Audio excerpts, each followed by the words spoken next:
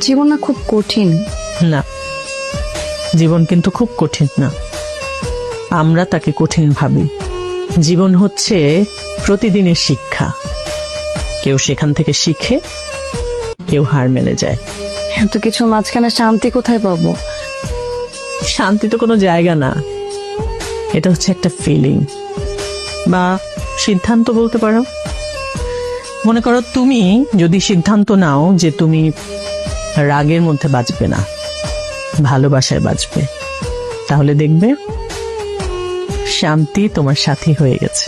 কিন্তু আমি না আপনাকে দেখে খুব অবাক হই। আপনি সবসময় অনেক শান্ত থাকেন, দেখে মনে হয় যে সবকিছু মাঝখানে আপনি শান্তি খোঁজেন। কারণ আমি বুঝে গেছি জীবনে মানুষ কখনো বদলায় না, বদলায় সময়।